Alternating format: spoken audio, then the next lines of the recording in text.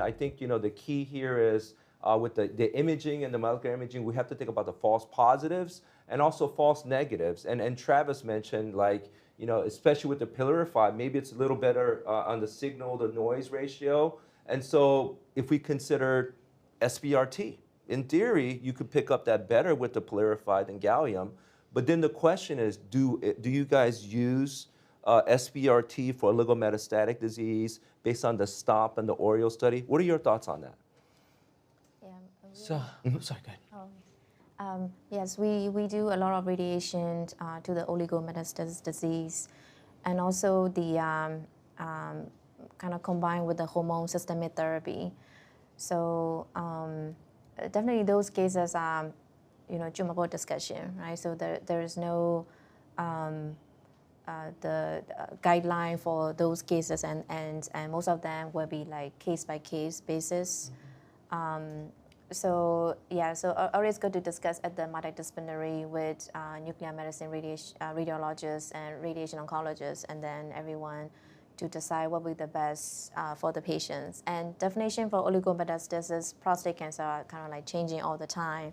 So to like 3 sites to 5 sites, and kind of like also when you add hormone therapy, do you do single agent or do you do doublet, or what's the duration? Do you do, so it's been shown that metastasis-directed therapy delay progression, delay become like metastasis, and then also adding the ADT on top of that, delay become MCRPC and patient living longer. So, however, we always have to kind of look at the patient comorbidities and then risks and benefits and quality of life and all the things. Yeah, great points. I know at ASCO 3 years ago, when they looked at the subgroup analysis with the pooled data, because we're checking these P10, RB1, P53, but those patients in BRCA2, those patients that have those bad acting genes, the metastasis return is around 12 months,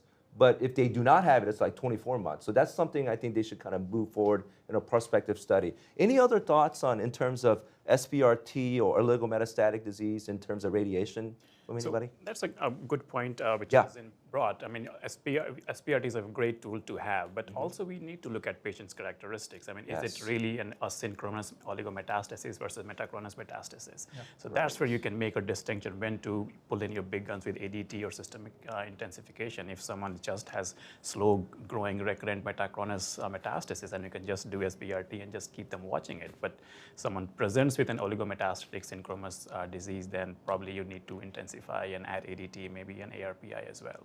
Yeah, outstanding points. Kumar, I 100% agree with this de novo and recurrent. For our practice also, if it's a recurrent and tumor biology, like the PSA doubling time is not that high, low, we do tend to just do SBRT and watch them. Now, if the same instance you have 3-4 spots, but it's a de novo, primary has not been treated, then obviously we feel like strongly that hormone therapy is warranted. So my practice is how much hormone therapy we give in those oligometastatic de novo is defined by the primary. Right? So if you have a 3+4 intermediate risk, I might just give 6 months. If you have very high risk, maybe lymph node positive or Gleason 10, I might go 2 years. But even in those oligometastatic de novo, again, it's not very data driven, but I am trying to time limit how much hormone therapy they will get. Because had it not been PSMA PET scan, these guys would be classified high risk, intermediate risk, de novo, and you would treat with like a time limited hormone therapy. Right. So now we're going to switch gears, and this is going to be the bulk of our discussion tonight. And this is in the metastatic hormone-sensitive prostate cancer.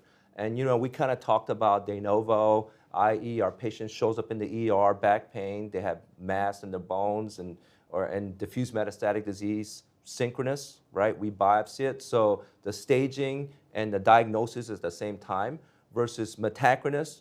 Maybe they have surgery with Dr. Malone or definitive radiation, and then later on, they develop metastatic disease. And we talked about high volume versus low volume.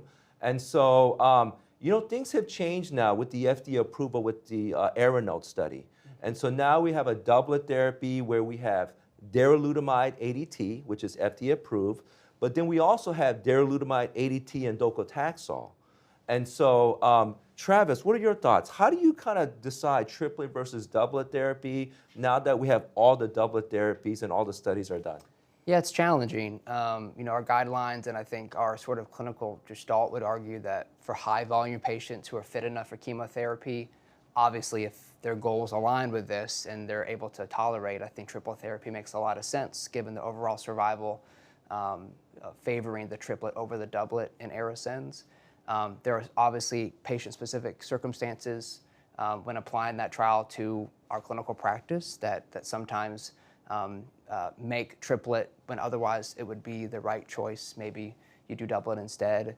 The trial itself had a lot of high-risk patients. It had a lot of high Gleason scores, had a lot of high-volume disease. So I think it's pretty easily applicable to our patient population.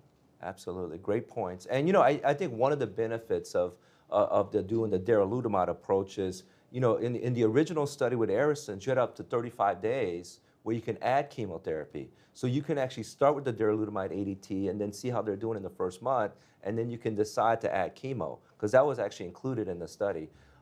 So what about you, Vikas? What are your thoughts on in terms of triplet versus doublet? We kind of talk about like maybe patients with visceral mets. I know that pulmonary disease tend to be more indolent, but they is classified as visceral.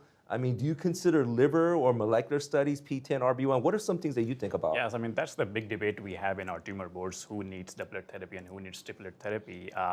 We look at multiple criteria. The first of all is disease volume status, high volume, low volume. That's how the PEACE 1 and then ARASENS trial studied.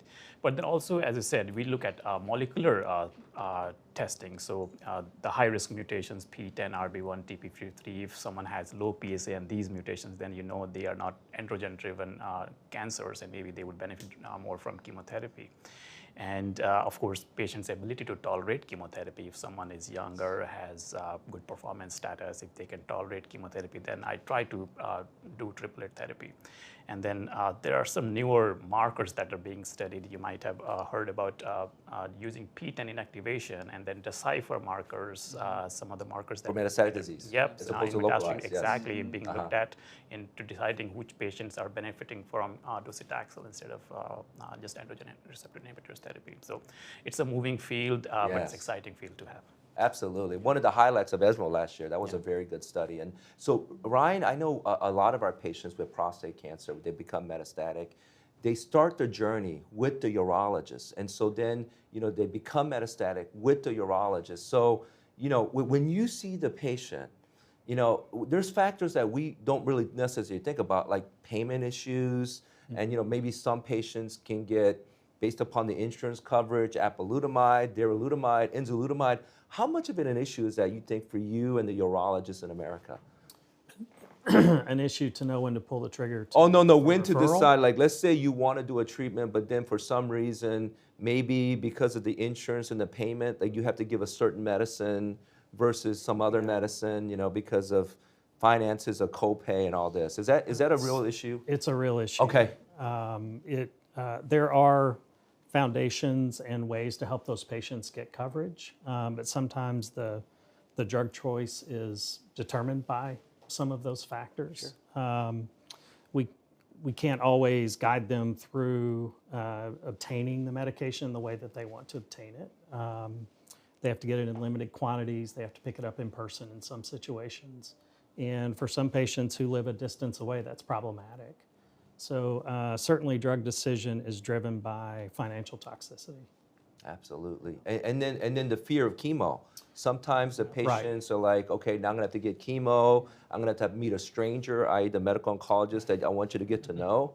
Right? So that's a lot of changes there. So now with the darolutamide ADT, that actually gives you more leeway there a little bit. Gives me flexibility. And introducing the concept of chemo to them, I think, is important for us to do so that it's not a referral and then you drop that bomb on them when they get there. Yeah. Like, I think that concept needs to have been discussed as a possibility before they see you. Absolutely.